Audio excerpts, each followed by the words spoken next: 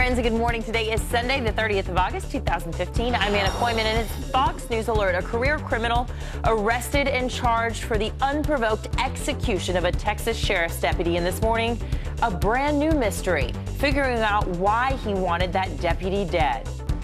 And we've got brand new polls just out this morning that could shake up the race for president, because these two frontrunners may be losing their leads. And nothing says back to school like a cute class photo, but not every kid comes home with this picture like this. Whoa, we'll explain who is that guy with that flat top.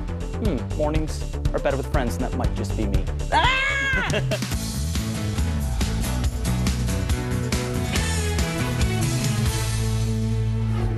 Hey, friends, and good morning. Who snuck that photo Wow, in? yeah, who did Come on. that? Boy, that just burned my retinas. I'm in shock from that. That was You really were very My handsome, mom will even be as a offended young by that boy. comment. She Wow. liked it. Look at that. When and where? Put You know, some that's context. about sixth grade. I was a big Chris Mullin fan. If you remember the Golden State Warriors, big sweet shooting lefty and basketball player. And my dad's whole basketball team had flat tops. So I went to the barber shop and said, it's all gone wrong now. Did you ever do like you know how they called it the eraser top? Did you ever do like the used eraser that was halfway, like J.R. No, Reid I did never in had that NBA? kind of style. But I just went straight flat Wow, top. well, it's all a the way very through high straightforward school. haircut. There you go.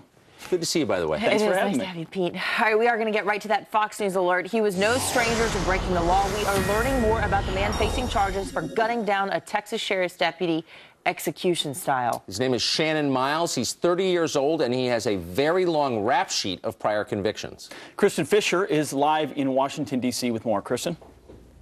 Hey, good morning. Well, the Harris County Sheriff says investigators are now working on the assumption that this 10-year veteran of the department was targeted simply because he was wearing a uniform. And this is the man that's accused of killing him. 30-year-old Shannon J. Miles is behind bars this morning, charged with capital murder. He does have a criminal history. He's been convicted of resisting arrest and disorderly conduct with a firearm. The question, though, still haunting investigators and, frankly, law enforcement across the country is motive. Why would anyone shoot dead in cold blood 47-year-old Deputy Darren Goforth while he was pumping gas in his patrol car? We have not been able to extract any details regarding a motive at this point. As far as we know, Deputy Goforth had no previous contact with the suspect, and it appears at the outset to be clearly unprovoked. This all happened at a gas station just outside of Houston. Once the deputy fell to the ground after the initial shots rang out, the suspect allegedly stood over him and continued firing. Deputy Darren Goforth died almost instantly. He leaves behind a wife and 2 young children. As for the suspect, Miles, he is supposed to be arraigned in court on Monday. This is the 23rd law enforcement officer to be shot dead in the line of duty this year alone. Back to you, Tucker, Anna, and Pete.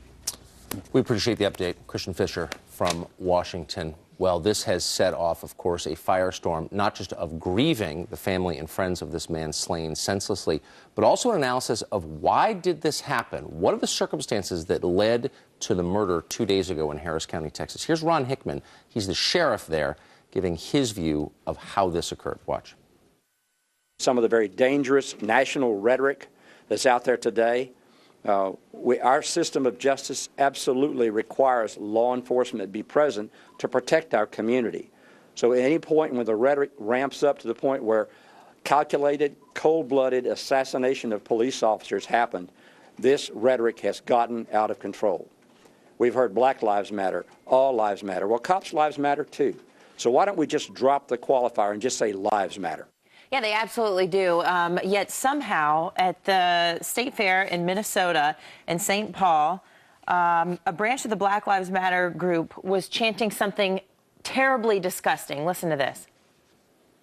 Fry like bacon, pigs in a blanket. Fry like bacon, pigs in a blanket. Fry like bacon, pigs in a blanket. Fry like bacon.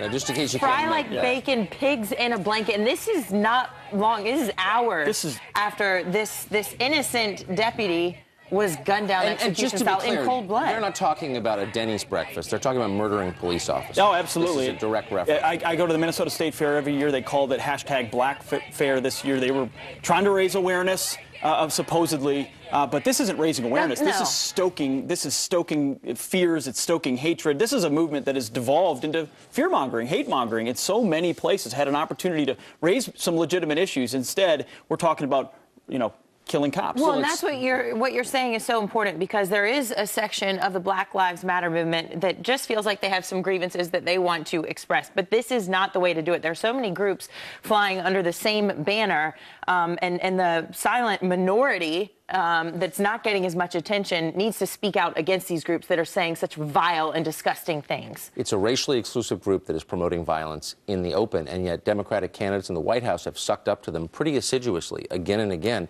And you wonder, where does this lead? Does this create an environment where violence can flourish?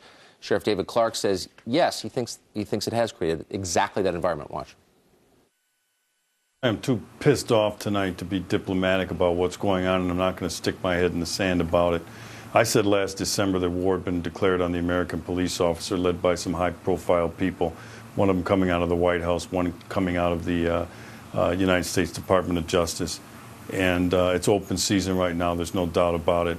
Look, anytime a law enforcement officer is killed, a little of every police officer in America dies along with them. You know, he mentioned President Obama. It will be very interesting to see what kind of rhetoric comes out of the White House, how they respond to this. Do they respond to this? Do they give it the kind of attention that it should, that so many other things have gotten? Well, he spent most for? of his second term really picking at the scab, I would say, and encouraging people to feel aggrieved. And using those grievances for his political benefit. And I'm not blaming this on any politician, of course. It's the work of one man, one lunatic, who appears to be in jail right now.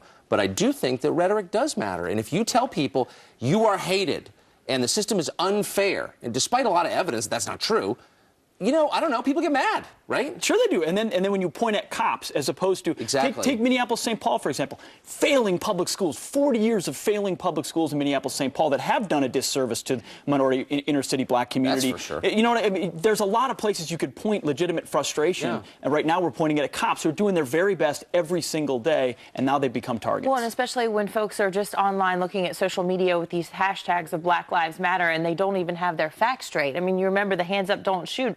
There's a big group of people out there that still think that actually happened. And it didn't, according to the investigators.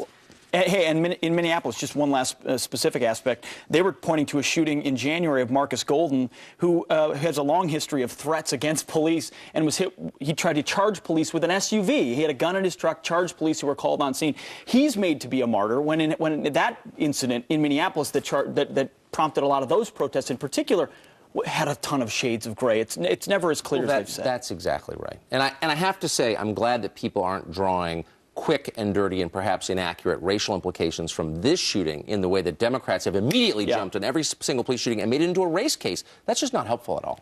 Okay,